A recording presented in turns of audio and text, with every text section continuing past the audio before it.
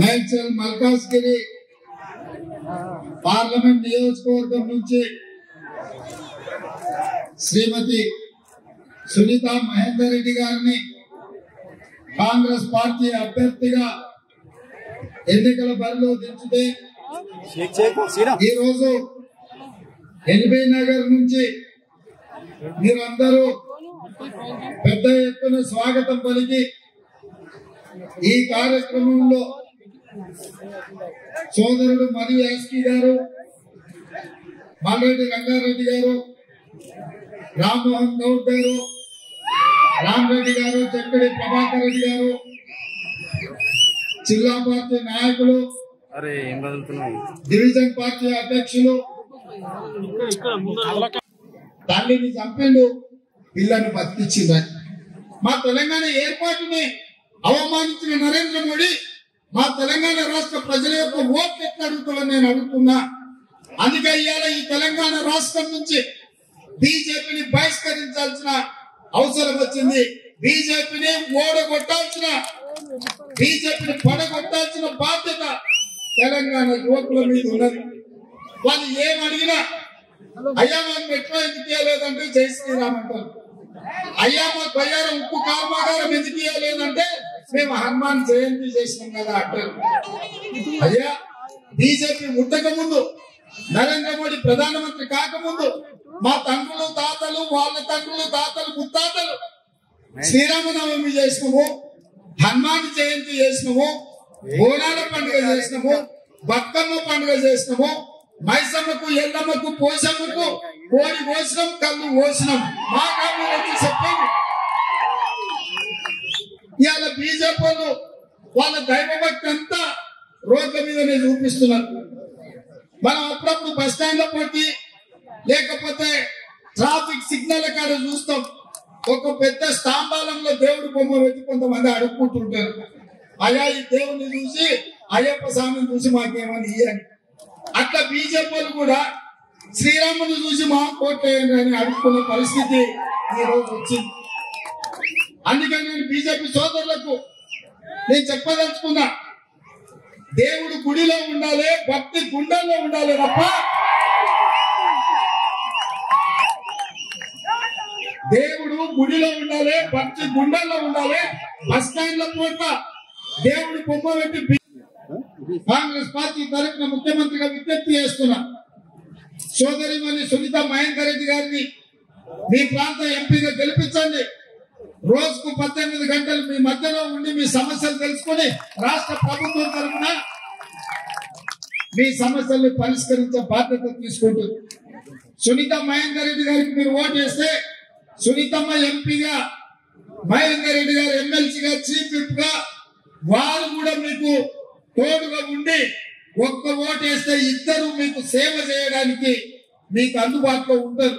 మహేందర్ రెడ్డి గారి గురించి నేను చెప్పాల్సిన పని లేదు. మంత్రి, ఎమ్మెల్యేగా, మంత్రిగా, ఈ ఉమ్మడి రంగారెడ్డి జిల్లా పార్టీ అధ్యక్షుడిగా 35 సంవత్సరాలు మీ సమస్యలు తెలిసిన వాడిగా మీకోసం కొట్లాడుతూనే ఉన్నాడు. మీ సమస్యల పరిష్కారం కోసం పని చేస్తూనే ఉన్నాడు. అట్లాంటి మహేందర్ రెడ్డి గారికి ఎల్బీ నగర్ సంతు తెలుసు, ప్రతి సంతులో ఉన్న కుటుంబాలు తెలుసు. నాకైతే సగం చుట్టాలు ఇక్కడనే ఉంటారు. ఊరికి పోయి పండుగ చేసుకుందామంటే ఊరి కంటే ఎల్బీ నగర్కి వస్తేనే ఎక్కువ మంది చుట్టాలు ఇక్కడ కలుస్తారు. ఇవాళ అందుకే మా బంధువులందరినీ, మా మిత్రులను అడుగుతున్నా, ఆనాడు నన్ను ఎట్లయితే ఆశీర్వదించి 29,000 మెజార్టీ ఇచ్చినో ఈనాడు కూడా సునీతమ్మని అట్లనే ఆశీర్వదించి 30,000 మెజార్టీ ఎల్బీ నగర్ నుంచి మీరు ఇవ్వండి. తప్పకుండా మల్కాజ్గిరి పార్లమెంట్ నుంచి ఎంపీగా ఎన్నికై రేపు కేంద్రంలో మన ప్రభుత్వం వస్తుంది, మన సమస్యల పరిష్కారం కోసం పనిచేస్తుంది. ఇవాళ ముఖ్యమంత్రిగా నాగోల్ నుంచి ఎల్బీ నగర్, ఎల్బీ నగర్ నుంచి ఓవైసీ హాస్పిటల్, ఓవైసీ హాస్పిటల్ నుంచి చాంద్రాయణగుట్ట నుంచి P7 రోడ్డు ద్వారా అంతర్జాతీయ ఎయిర్పోర్ట్ కు మెట్రో రైలు చేసే బాధ్యత నాది. ఇవాళ ఎల్బీ నగర్ నుంచి హయత్ నగర్ కు మెట్రో రైలు విస్తరించే బాధ్యత నాది. ఇవాళ ఎప్పుడు వర్షాలు వచ్చినా టీవీలో చూస్తుండాలి. ఎల్బీ నగర్ లో మూసీలో కొట్టుకుపోయిన వాళ్ళు కారు పోయింది లేకపోతే మనిషి పోయిందో చేప పిల్లలు వస్తే కన్నా లటక్కని మింగుదామని ఇవాళ కట్లనే తెలంగాణ ప్రజల్ని మళ్ళోసారి మోసం చేయడానికి కొంగ బయలుదేరింది బస్ వేసుకొని. ఈ కొంగ పట్ల కూడా అప్రమత్తంగా ఉండి ఈ కొంగ కోటేసిరంటే అది పరోక్షంగా బీజేపీకి వేసినట్టే. అందుకే మిత్రులారా మీకు అందరికీ నేను చెప్పేది ఒకటే, మా ఆర్టీసీ సోదరులు ప్రాంతంలో ఎక్కువ ఉంటారు. ఆనాడు ఆర్టీసీ దివాలా తీసింది.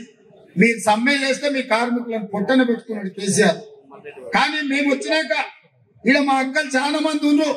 మా ఆడబిడ్డలకు ఆర్టీసీలో ఉచిత ప్రయాణం ఇచ్చి నెలకు 350 కోట్లు, ఇప్పటికి 1369 కోట్లు ఆర్టీసీకి ప్రభుత్వం నుంచి కట్టినాం. దివాలా నుంచి ఆర్టీసీని బయట పడేసినాం. మా అక్కలు మా ఆడబిడ్డలు అమ్మగారింటికి పోవాలన్నా అత్తగారింటికి పోవాలన్నా ఇంటాయన మీద కోపం వస్తే చెప్ప పెట్టకుండా అమ్మ ఇంటికి పోవాలంటే కూడా జేతుల సిల్లి గవ్వ లేకుండా బస్ ఎక్కిపోయేటట్టు చేసినాం. యాదగిరి గుట్టకు లేకపోతే భద్రాచలంలో రాముల వారిని దర్శించుకోవాలంటే ఒక్క పైసా పెట్టుబడి పెట్టకుండా దేవుళ్ళను గుళ్ళను దర్శించుకునే పరిస్థితి. ₹100 వైద్యానికి ఉచితంగా ఇచ్చినాం. ఆడబిడ్డలకు 500 రూపాయలకే ఇవాళ సిలిండర్ ఇస్తున్నాం. కేసీఆర్ మోడీ కలిసి 1200 చేస్తే ఇవాళ ఆడబిడ్డలకు 500 రూపాయలకే సిలిండర్ ఇస్తున్నాం. ఇంటూ కరెంటు చూస్తే కరెంటు షాక్ కొట్టినట్టు ఉండే 200 యూనిట్లు పేదోళ్లకు ఉచితంగా కరెంట్ ఇచ్చి ఇవాళ పేదల్ని ఆదుకున్నాం. అదే విధంగా పేదవాళ్ళకి ఇల్లు కట్టుకోనికే 4,50,000 ఇల్లు 22,500 కోట్లతోటి రాష్ట్రం నలుమూలలో ఇందిరమ్మ ఇల్లు పేదోళ్ళు కట్టుకోనికే 5 లక్షల రూపాయలు ఇవాళ ఉచితంగా ఇస్తున్నాం. 30,000 నిరుద్యోగ ప్రాంతంలో తాగునీటి సమస్య తీర్చినాం. మెట్రో రైలు వేసినాం, ఔటర్ రింగ్ రోడ్డు కట్టినాం, అంతర్జాతీయ ఎయిర్పోర్ట్ వేసినాం. ఇన్ని చేసిన మనం ఈసారి మన ప్రభుత్వం ఉంది. మన ప్రాంతాన్ని అభివృద్ధి చేసుకోవడానికి పూర్తిగా మనకు అవకాశం ఉంది. అందుకే ఈ ఎన్నికల్లో ఈ పార్లమెంట్ లో ఎల్బీ నగర్ కి అవసరమైన అభివృద్ధి, హయత్ నగర్ వరకు మెట్రో, మూసి ప్రక్షాళన, వికారాబాద్ నుంచి నేరేడ్చేర్ల నల్గొండ జిల్లా వరకు మూసిని మొత్తం ప్రక్షాళన చేసి మంచి నీళ్లు బారే విధంగా ప్రాజెక్టును పూర్తి చేసి మీ 118 జీవో పరిష్కారం చేసి మిమ్మల్ని ఆదుకునే బాధ్యత నాది. మరి ఇన్ని పనులు చేసే నేను మిమ్మల్ని ఏం అడుగుతలేను, మనులు అడుగుతలేను, మాణిక్యాలు అడుగుతలేను. మీ ఇంట్లో ఏమైనా చిన్న చిన్న వజ్ర ముక్కలు ఉంటే అవి కూడా అడుగుతలేను. ఫ్రిడ్జ్ లో మంచాల్లో టీవీలు పోతే, సైకిల్లో ఏమైనా కొట్టుకపోతే కనీసం అవి కూడా ఇప్పేలే. ఆయన చెప్పిండు బండికి బండి గుండుకు గుండు అని.